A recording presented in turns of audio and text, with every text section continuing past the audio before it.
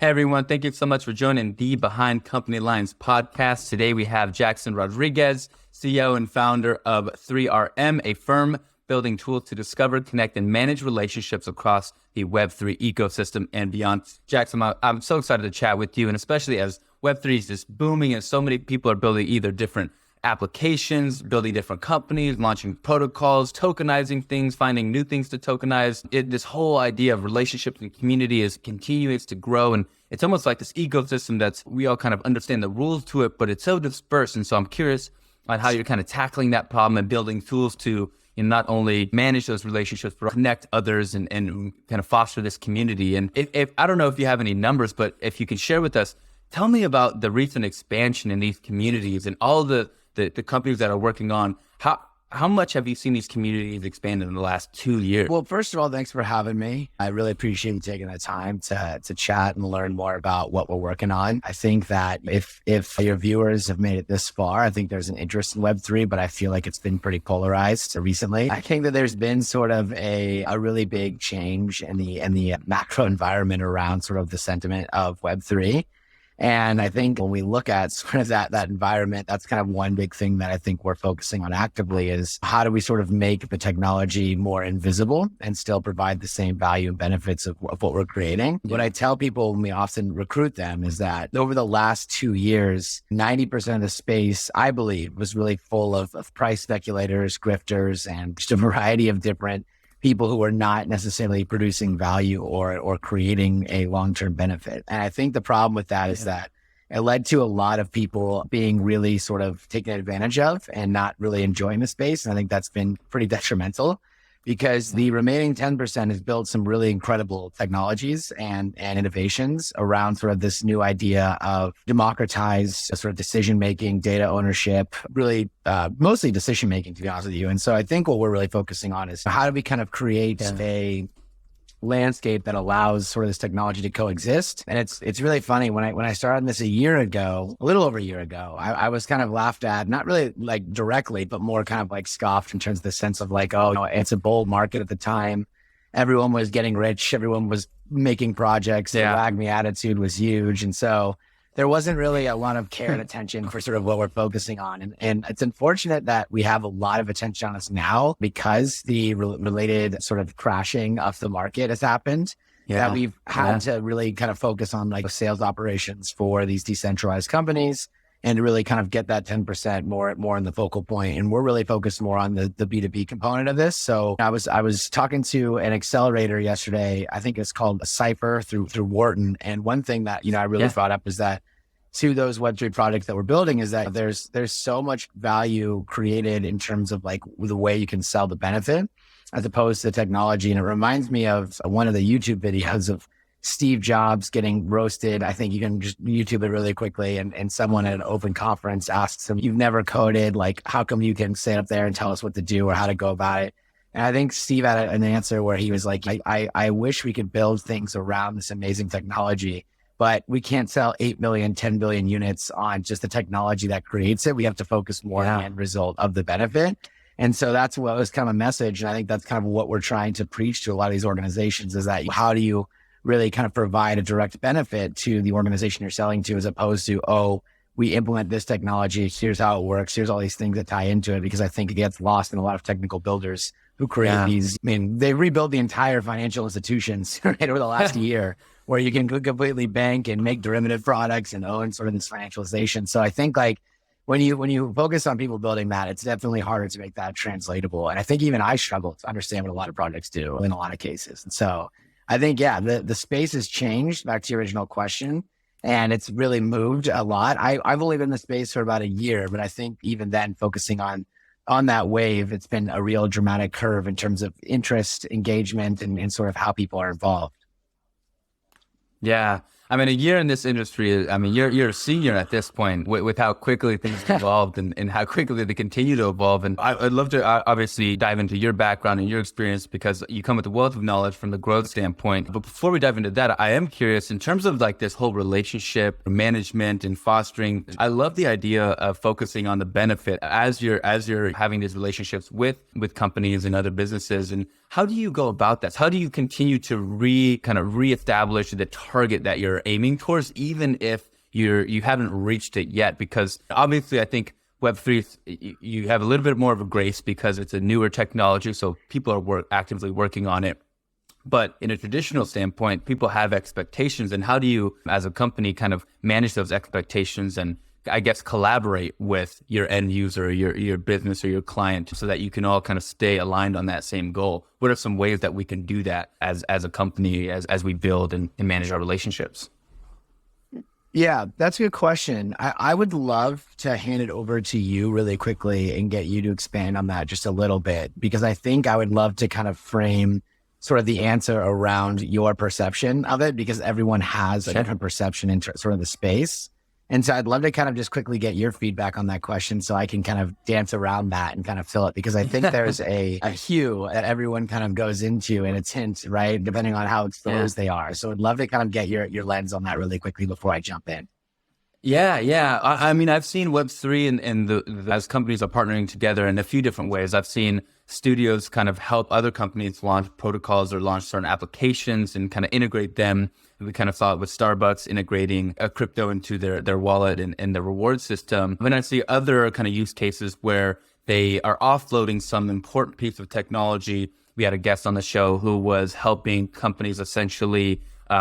It was through it's like a hash graph ledger, essentially helping code documents and pretty much timestamp them on the chain so that they can track them. But these are all kind of solutions built around relationships that they built with companies. So when I'm looking at it, I'm looking at that kind of lens. It's enabling companies, whether they have the infrastructure or technology built in there or in, getting them either on chain or building alongside with them to create a solution that's going to help benefit them for the long term.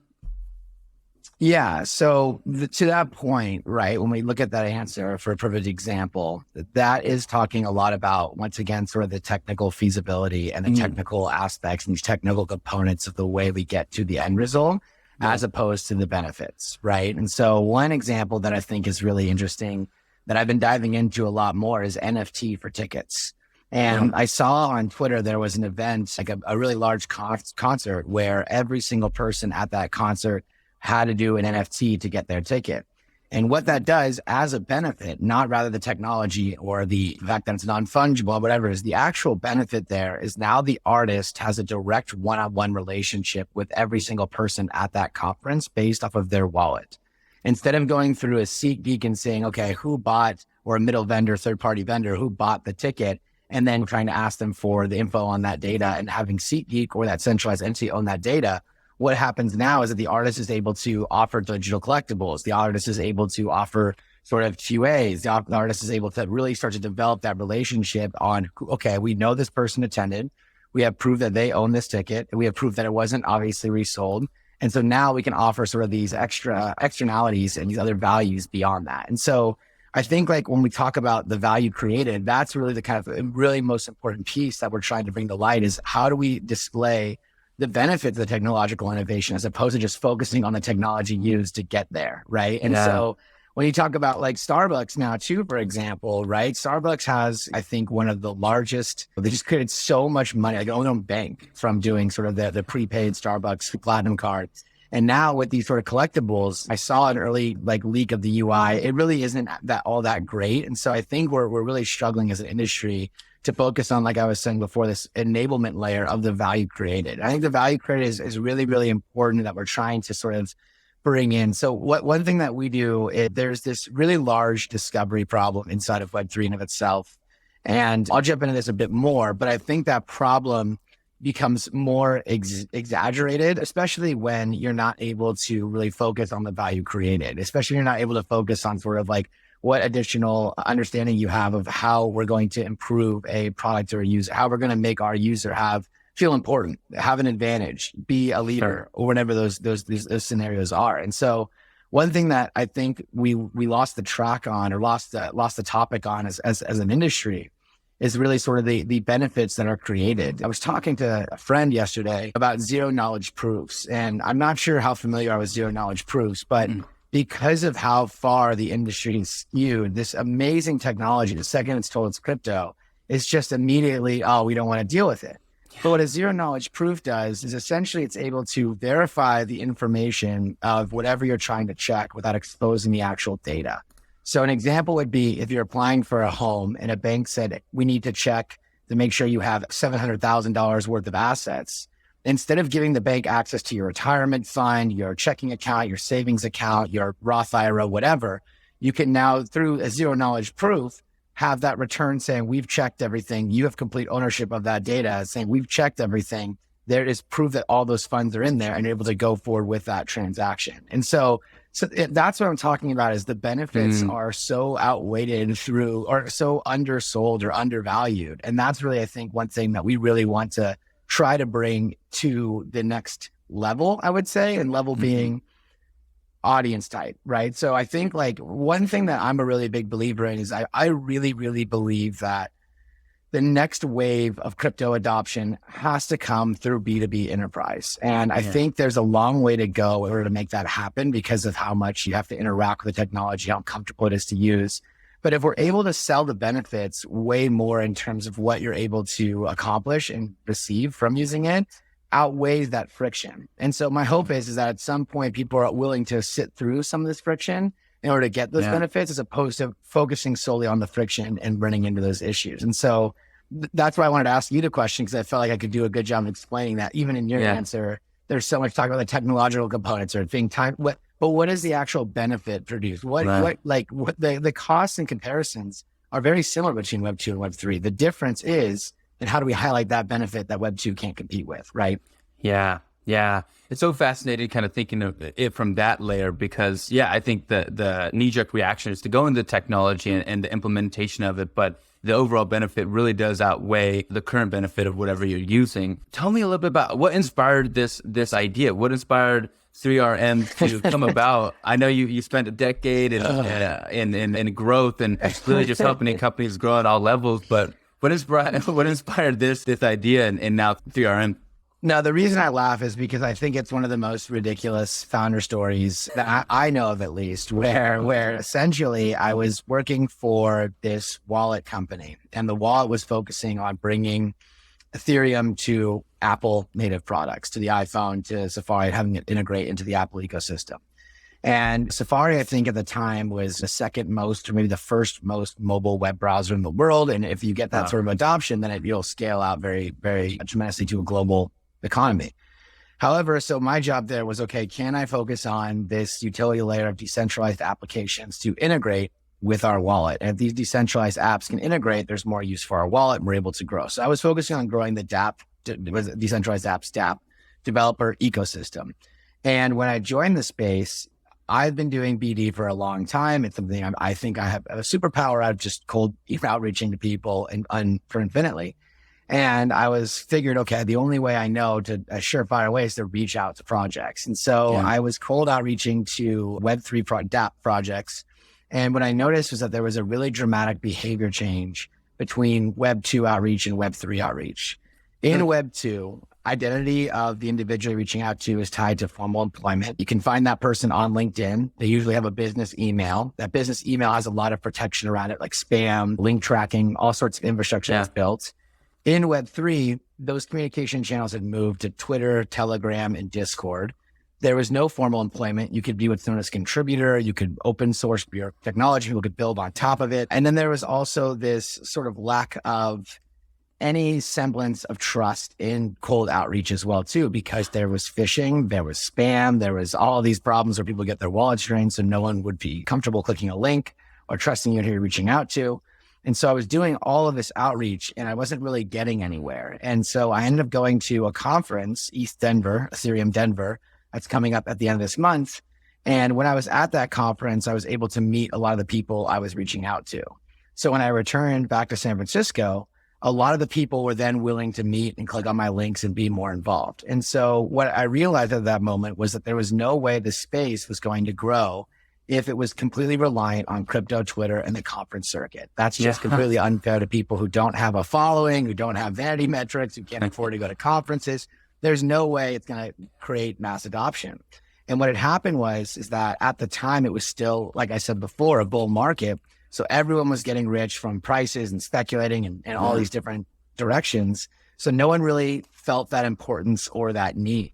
And so what had happened is that I had ended the contract with the wallet company, and I just decided I wanted to be the best person in business development Web3.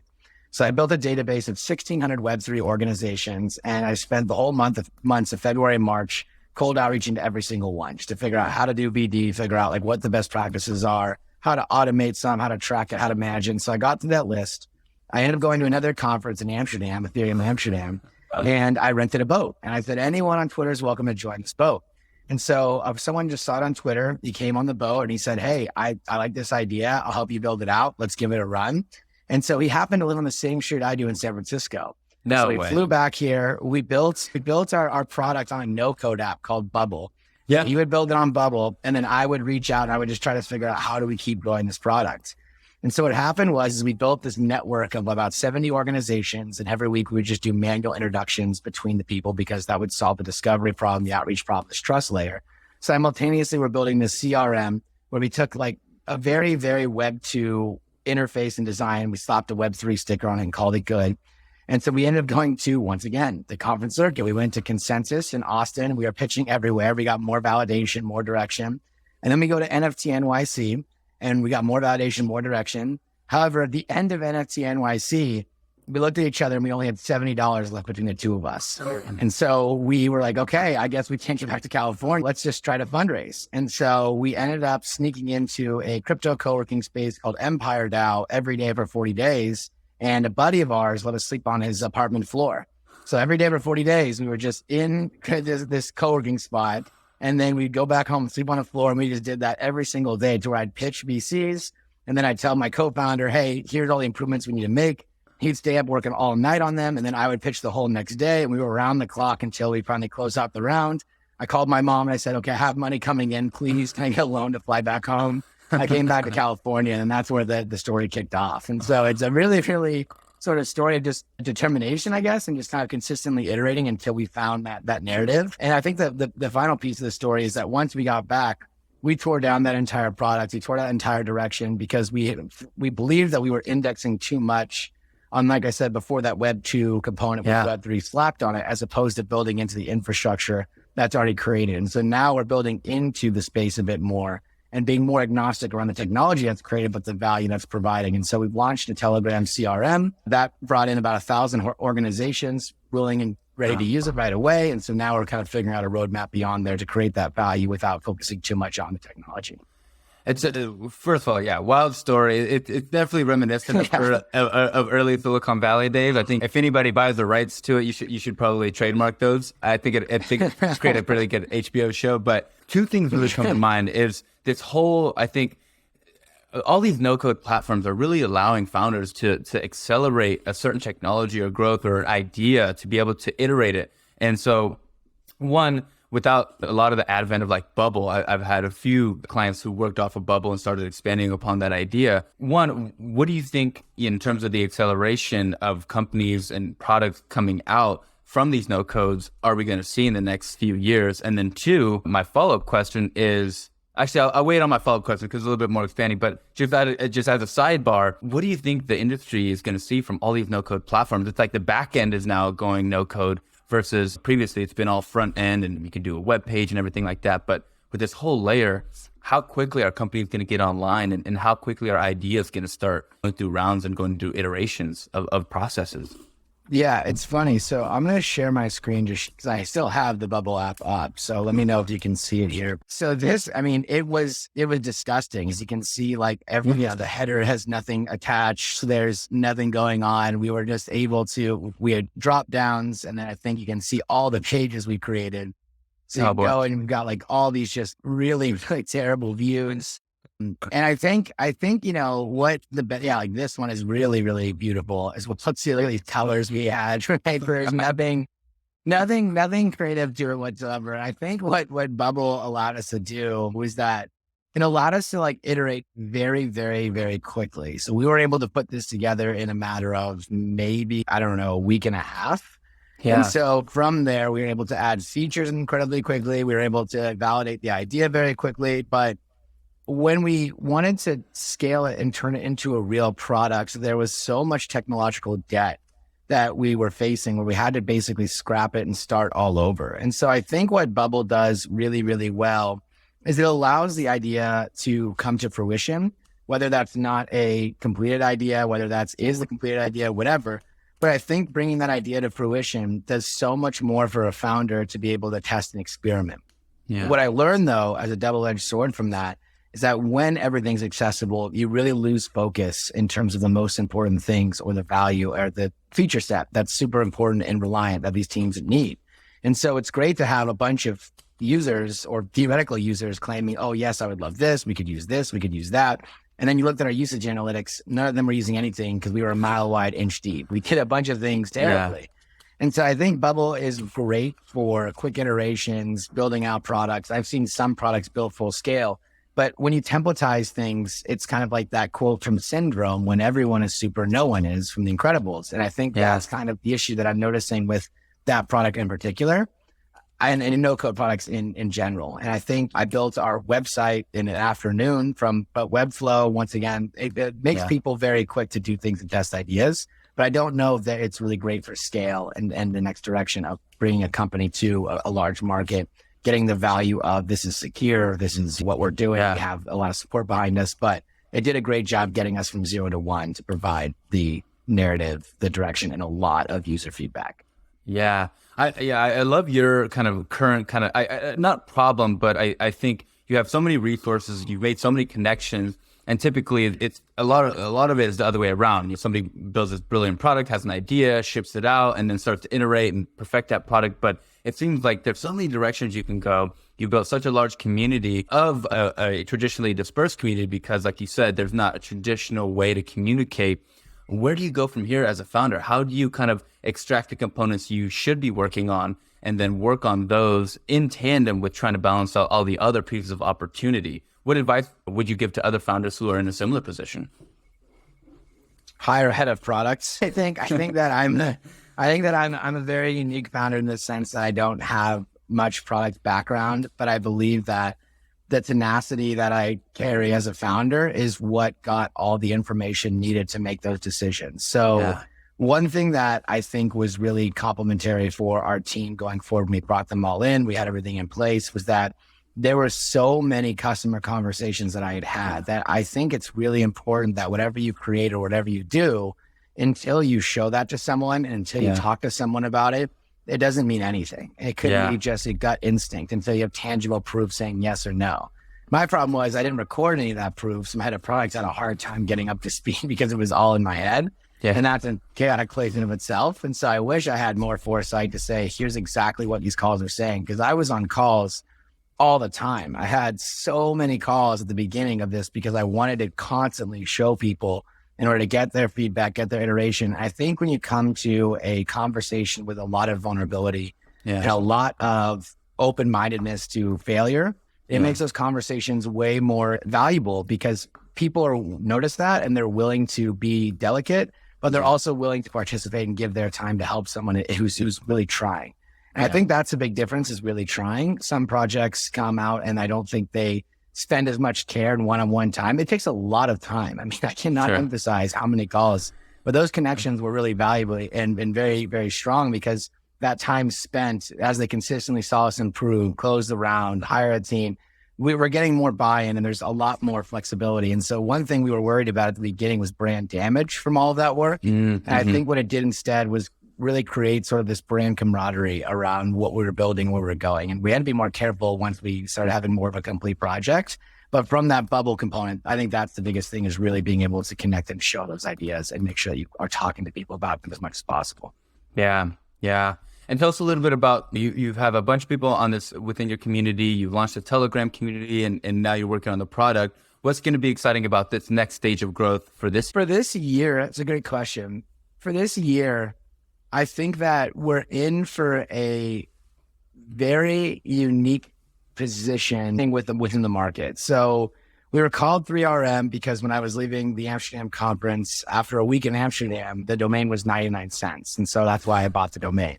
Now we're still 3RM. I don't really know if that fits sort of the brand message and what we're trying to accomplish, but essentially we have this product that has a connotation around it from people who quickly view it. They have expectations immediately from this Web 2 perspective, from their background, from wherever they come from. And we're trying to break that a lot in these onboarding calls. And so one thing that I do as a founder is I'll typically do every process completely manually at first and then figure out how to give it off to the team. And so I onboarded the first 150 organizations that we have. I was able to really know how to onboard properly, how to set expectations, how to do all these things right. And so now we've hired a customer success person who can come in and take that data and really focus on that transformation. And so I wish I hired that person a little bit sooner because I had to learn through trial and error. But I do think, though, that what happened from that was positive was that we really learned that there's a really large adoption gap in terms of the sales operations that Web3 companies have. There is no tooling built for them. There is no way for them to track conversations. There is no way for them to bring siloed private conversations to a team view. And all that's very status quo in Web 2. And so what we're really focusing on is how do we use that technology, enable the technology that's been built, build that bridge and allow people to have a familiar interface, learn this sort of adoption curve, teach them operations and get them up to speed. So I think that's kind of our big focus for this year. I know we've got a lot of really exciting product releases and a really great roadmap and all these things I can go on for hours about. But I think the core focus right now is really just getting teams to a status quo in terms of understanding here's how you run a business, here's how you do B2B, here's how you track these opportunities. And here's how you are able to navigate this space. So I think that's really kind of the core focus. That's incredible. And what are some of the biggest challenges that 3RM faces today? Where should I begin? I think that one of the challenges that we're constantly running into is, like I was talking about before, this perception of the decentralized internet, of Web3, of this direction and the space that we're facing. Right now, we're starting our project primarily focusing on Web3 to Web3. And that's great. That's very, very addressable. It's very easy. The big challenge that we're facing beyond that is how do we bridge Web 2 and Web 3 together? And then how do we bridge Web 2 and Web 3, Web 3 outwards? And I think that's going to be a lot more difficult, especially when we were talking earlier about selling the benefit as opposed to technology. There's going to be a really large lift that we're going to have to do with the companies that we have in sort of this network and this platform to help them and make those bridges possible without having to require them to download a brand new tool set or learn something entirely new. And so my hope is that we'll be able to do that in a very thoughtful way with the technology that we build, that makes it really easy to manage your network, connect with new projects, sell those results and scale. But that challenge is obviously a lot easier said than done when you focus on, okay, we've got this large B2B problem right now that we have to address first and foremost, and then figure out the specific issues around that. Yeah. And if everything goes well, what's the long-term vision for 3RM? So the long-term vision, I took a deep breath when I say this. The long-term vision is that there's a sales infrastructure that's built for Web 2 technologies. And that Web 2 infrastructure is obviously why there's the biggest building in San Francisco, the Salesforce Tower, and why it's so important. And one thing that I think we do really, really well is that we tend to focus on how do we consistently innovate our product in pioneer direction as the space is unfolding, as opposed to optimizing for the current solution that currently needs now. And so the big vision is that if we can replace that Web 2 infrastructure where it's siloed, it's centralized, user data is owned by companies, it's sent across a variety of different platforms. You can be tracked without knowing it. That's why we have giant half pages of cookies when you go to a new company website. And if we can sort of transition that with the technology that we've seen being created into sort of this own ownership, organization ownership, and having those two coexist, I think we can make something that's really exciting. And so what we're really trying to focus on as the big vision is how do we replace the current infrastructure that's built with this better solution? How do we translate that better solution so people understand it very clearly? And then how do we make that infrastructure stack become usable for everyone, whether or not you're Web3 native or not? Yeah. I love that. And I have some rapid fire questions that I'd love to ask you. And I'm very curious to hear your answers. What's particularly hard about your job? Not having two of me. I think that's probably my first answer. Like I said before, I do all the things manually. So last month, I sourced 400 candidates. We hired 4 of them. I onboarded 150 organizations. I ran the team. I went out to England, and that was all just in a month's window. And so once now those processes are done, I'm able to hand it off, but that takes up, obviously, my calendar has been nuts. So I'm happy about that, but definitely the amount that I tend to like pioneer and then back off. And so I think that's the difficult part, is pioneering first and seeing how we need and optimize and improve myself. Yeah. If time wasn't a quality that was, or time wasn't something that was limited, what would you prefer? What would you like to spend more time on, whether it was personally or professionally or within maybe daily tasks?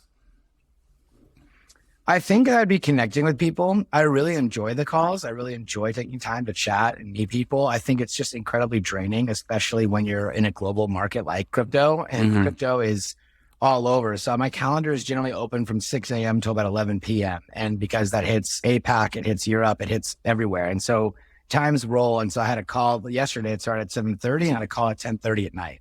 And so I enjoy those calls, but I tend to get very exhausted by the end of the week. And then my weekend is really just vegging out and doing nothing because of how difficult that is. But I wish I could do more of that and stay more involved. Yeah.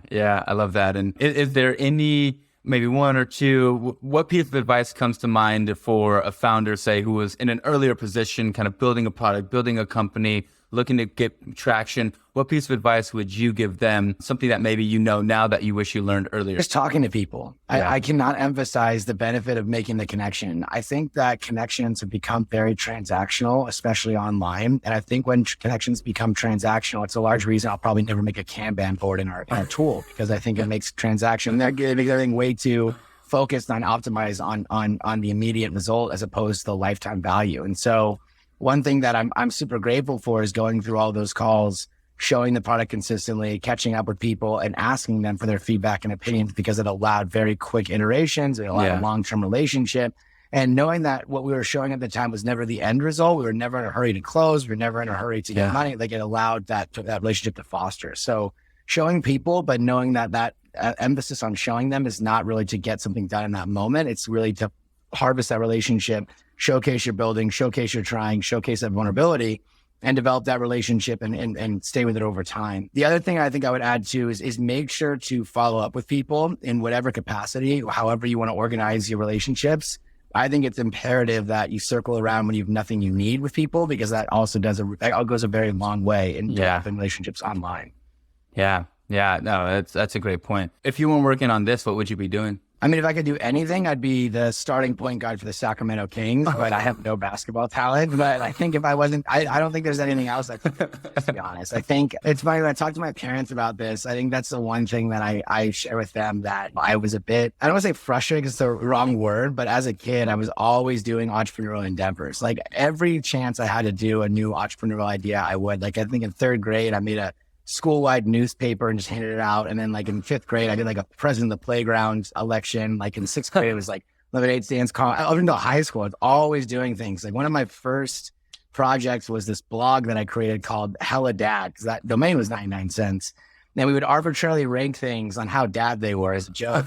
We were reviewing pop culture, and it ended up getting me a one-on-one interview with Pete Davidson. I got clearance to like basketball games, all these events. And I think like I was always made to be in this role and do this position. And I think that's the one thing that where my parents really wanted me to go to school, get an economics degree, fill in, have the traditional status quo of life. I felt like that was the one thing that I was like, oh, I was always made to be in the spot when we shoot. I love that. Is that still running, that list? I wish. That was the most fun I think I had doing any project. I got like 14 people just in various colleges.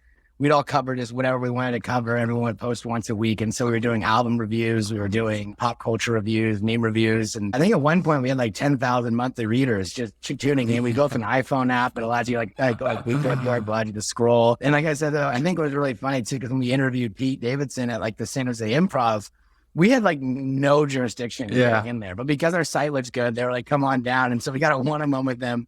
And he had no idea why we were supposed to be. He's like, what publication are you from? Like, don't even worry about it. Like, there's no value. There's no value out of this. So that was really, really a fun time. I wish I could still do that. That was really cool. Yeah. Oh God, I always like to ask this question for selfish reasons, but also for my audience. Whether it's early in your career or now, what books or people have influenced you the most? Ooh, one book I'm reading right now that I know if my team is going to listen to this, they're going to laugh, but it's called Crossing the Chasm. I think that's a fantastic book. I've had a really difficult time reading business books because I feel like when I read from an individual's perspective on how they did things, it's very much not applicable to this ideology of how you should do things.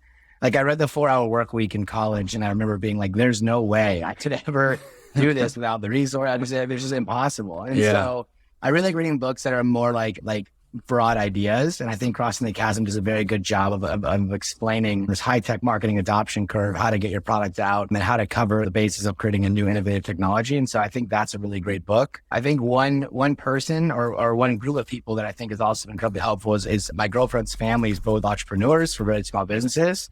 And I think when I met them, they were very, very great about giving a lot of insight into sort of the highs and lows of innovation and not tying identity to work. And I think they were very influential on how I look at sort of my own self-worth, especially when things aren't going well, and how I feel like I'm not tied out of the value as a person to the success of this project. And I think that's a very freeing feeling to have. It makes the best work come out from that time. I think they really taught me that a lot. And that's something that I've had to grasp with over the course of building all the time and trying different things. Well, I don't build, but trying all these different things. And so I think that they were very, very influential to be able to have a really great resource to learn from and talk to and be able to just vent and be open about things. And so they're always very, very interested, but very much like the great North Star for me to have an understanding of like how to balance like family and just your personal life. And then also this thing you do that's 40 hours of your week.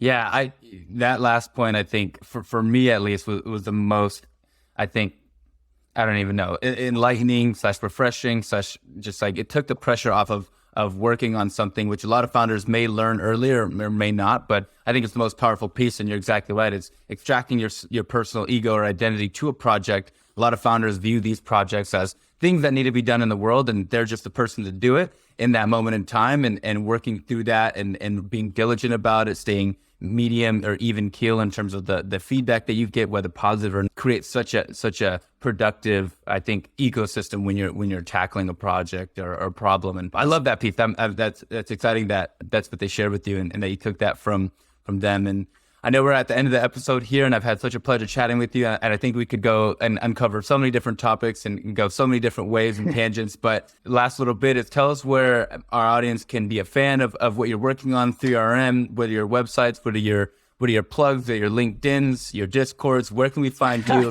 Where can we find your channel, and where can we be a fan? Yeah, Twitter, 3RM_co is the company. I'm 0xjackson_, and that's basically where I live. I love Twitter. I'm on there all the time, just sharing ideas and posting, and I would say go there, and that's the best spot to be.